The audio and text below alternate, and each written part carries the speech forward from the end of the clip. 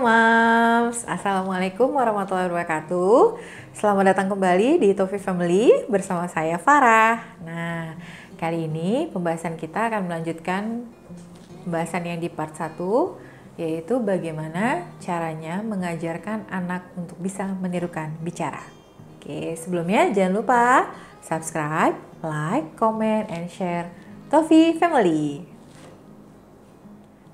Apa yang bisa kita lakukan untuk mengajarkan anak-anak meniru?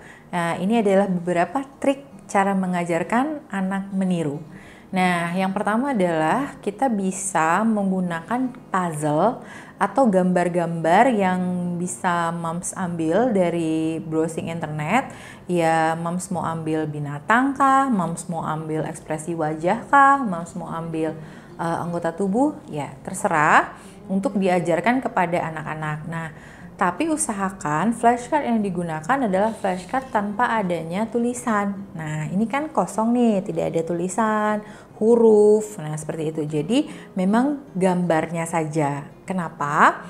Untuk tidak membuat anak menjadi terdistraksi. Kadang-kadang anak-anak itu kalau melihat gambar terus ada tulisannya, mereka akan lebih senang dengan hurufnya, dengan tulisan yang ada di situ. Jadi kalau bisa carilah gambar-gambar yang tidak ada tulisannya. Nah, ketika sudah menemukan seperti ini nih, misalnya nih gambar ular, kemudian letakkan gambar ular tersebut di dekat mulut kita. Nah, seperti ini.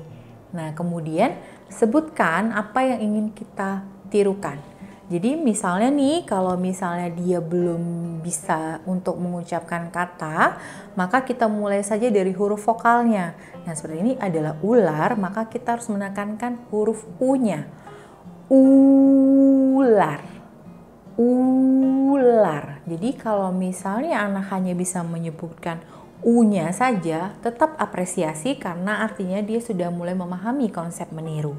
Nah, kemudian ketika kita melakukan ini, kita harus menggunakan ekspresi yang sedikit lebay ya, Mams.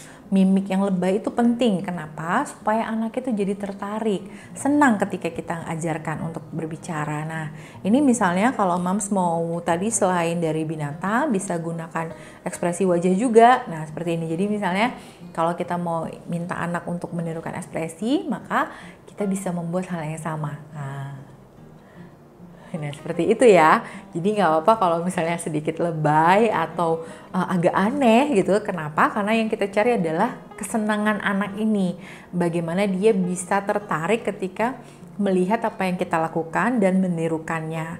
Kemudian kegiatan ini dilakukan secara berulang terus istilahnya kalau misalnya ada kita yang ingin ajarkan suku kata, maka lakukan terus pengulangan pada suku kata tersebut. Nah, kemudian ajarkan dengan perlahan. Kenapa harus perlahan? Karena ketika kita terlalu cepat, maka anak kadang-kadang belum bisa memahaminya.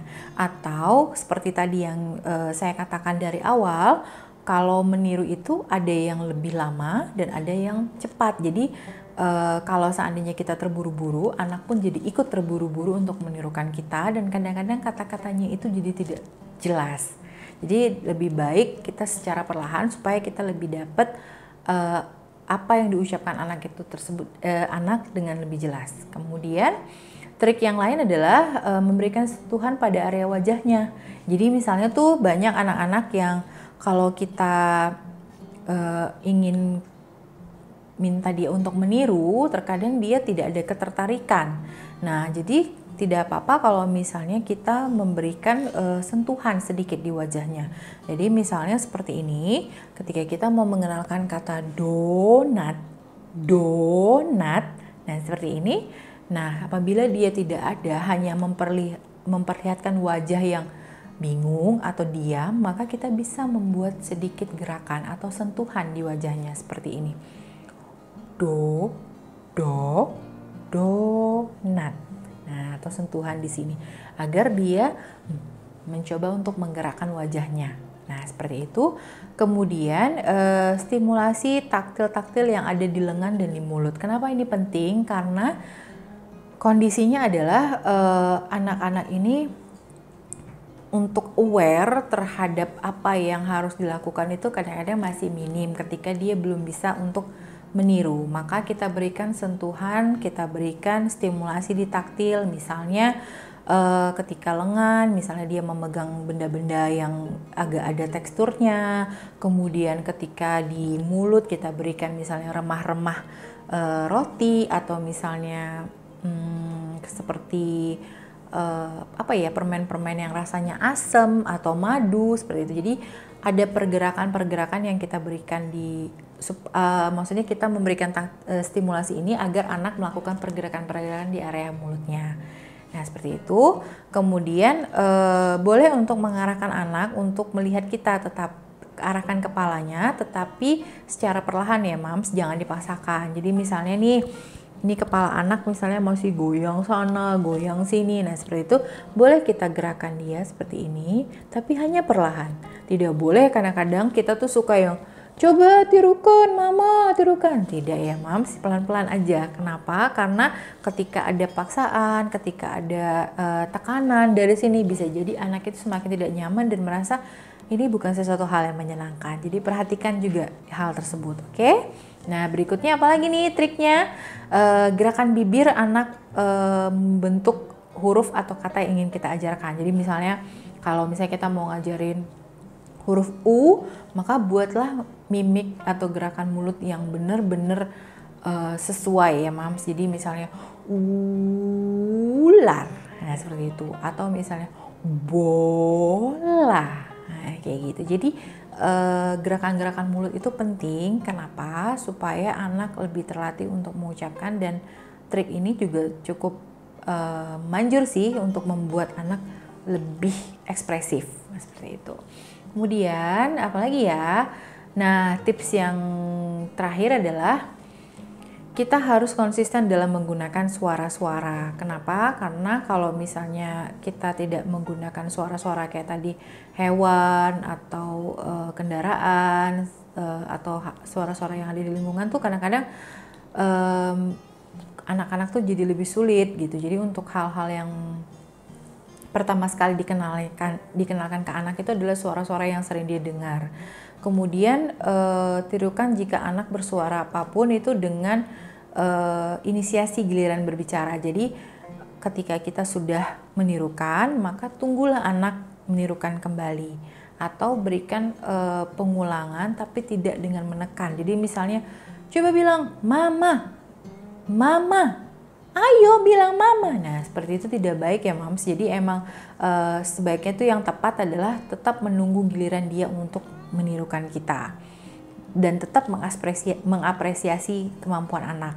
Nah seperti itu. Kemudian ketika tidak merespon, maka berikan bantuannya. Nah seperti itu.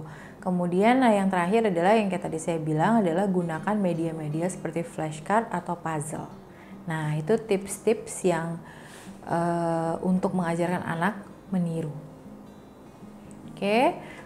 Selanjutnya adalah apalagi sih tips yang bisa kita gunakan, yaitu gunakan cermin. Cermin ini penting, kenapa? Karena biar anak bisa melihat bagaimana wajah kita dan wajahnya. Ya, seperti itu. Kemudian perhatikan mata anak tetap harus melihat apa yang harus dia tirukan. Nah, seperti itu. Kemudian ke gerakan mulut kita itu perhatikan matanya ke arah mulut kita atau tidak. Nah, seperti itu. Kemudian gunakan study time setiap hari. Jadi misalnya Mams mau mengajarkan meniru ini di jam berapa? Misalnya di pagi jam 9, maka setiap harinya itu usahakan jam 9 tetap dengan konsep anak akan belajar meniru.